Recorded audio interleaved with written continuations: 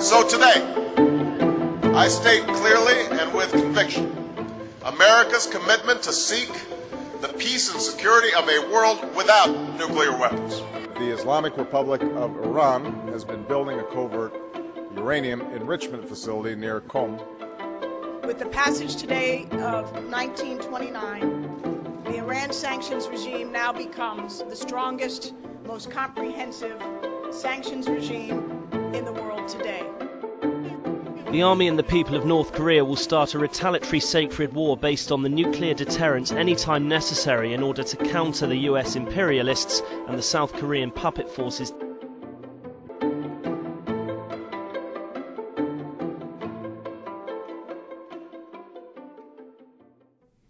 During the Cold War, people across the globe lived in fear of a cataclysmic nuclear war between the Soviet Union and the United States.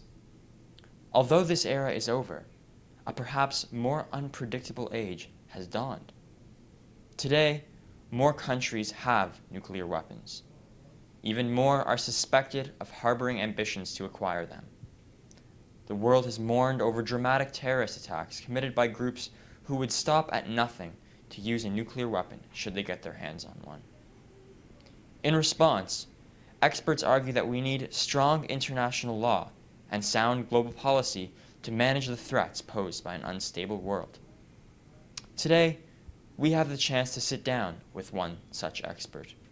John Burroughs, Executive Director of the Lawyers' Committee on Nuclear Policy in New York, joined Global Policy Forum to discuss current debates over nuclear weapons, disarmament, and non-proliferation, and the laws global leaders have developed to address these pressing matters. Before looking at the specific issues, it's important to understand one crucial piece of international law. That's the Nuclear Non-Proliferation Treaty, or the NPT for short. The NPT came into force in 1970 and has ever since been the primary document guiding international nuclear policy. The NPT works essentially like this. Nuclear weapon states agree to work toward disarmament while providing non-nuclear weapon states with peaceful nuclear technology. In turn, non-nuclear weapon states agree not to pursue nuclear weapons.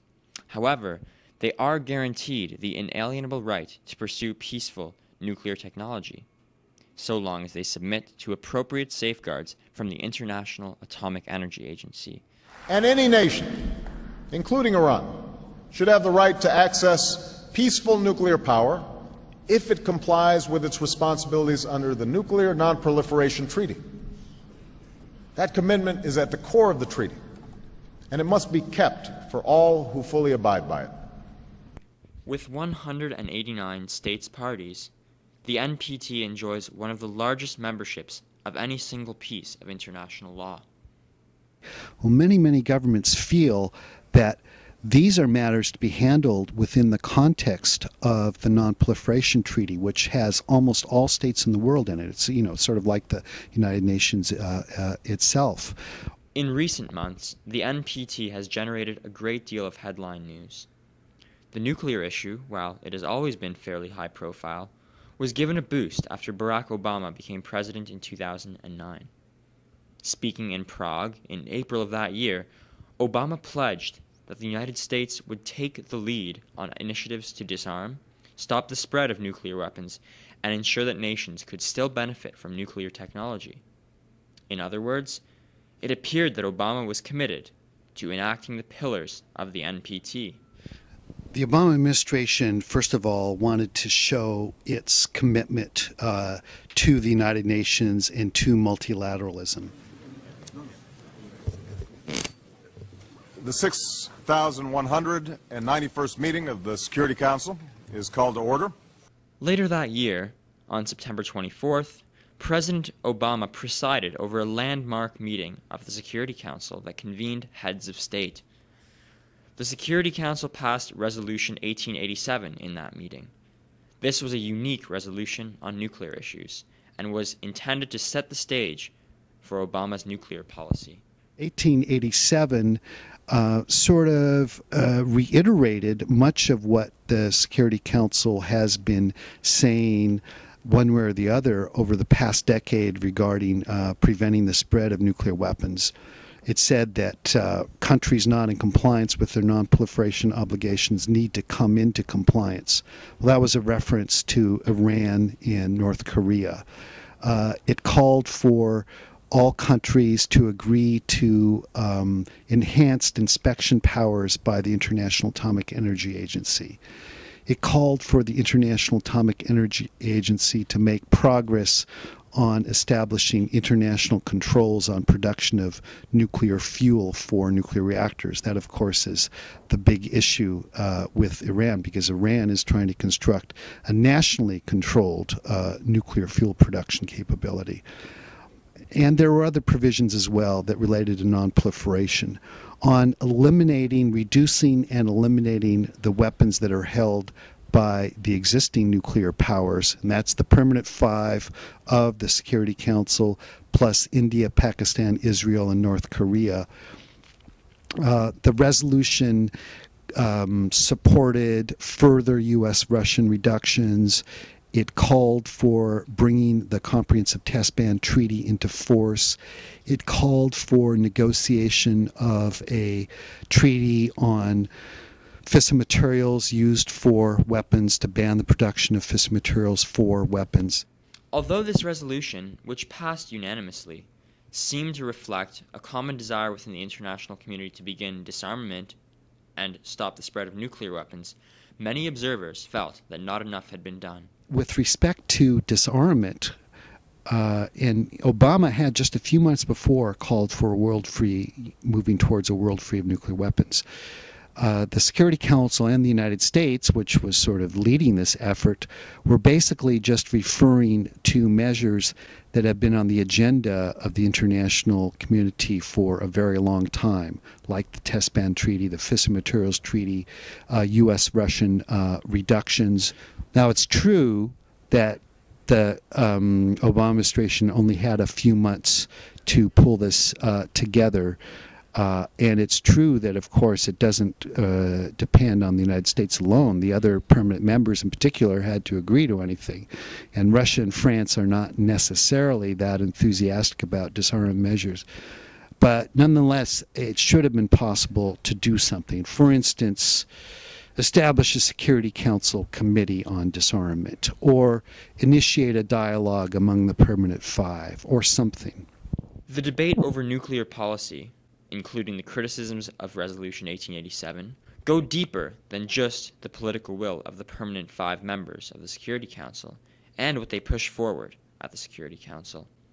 The nuclear issue is charged with principles and power struggles. Some critics argue that the Security Council lacked the legitimacy to address these issues when it passed 1887.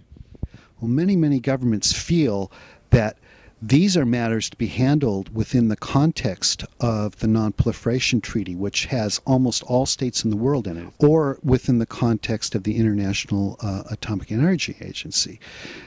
And when it came to the 5-year Non-Proliferation Treaty Review Conference, just held in May here at the United Nations, very important conference, the countries of the South, the non-aligned movement, absolutely refused to even have a mention of Resolution 1887 in the final document, the outcome of the review conference.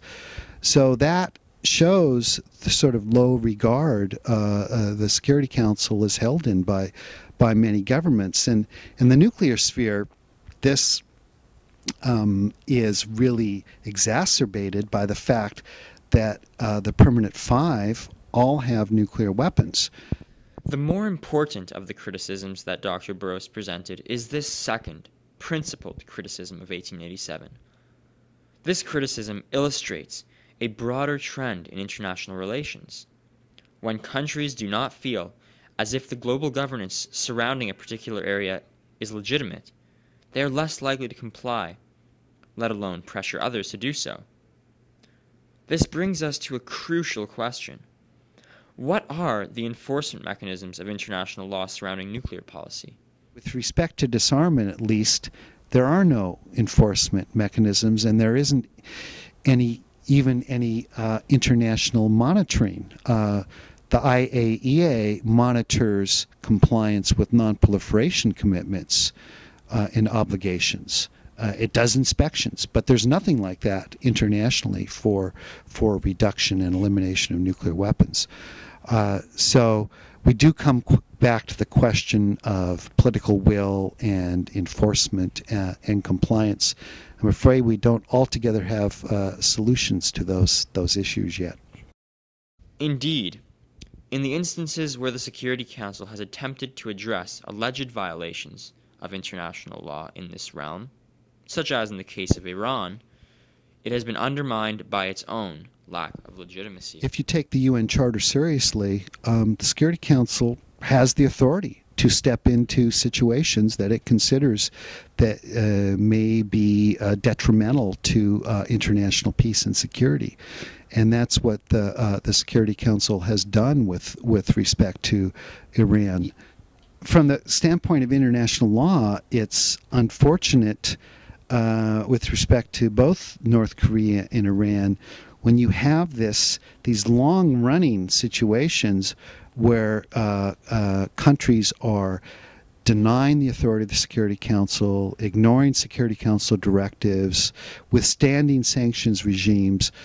It undermines the international system.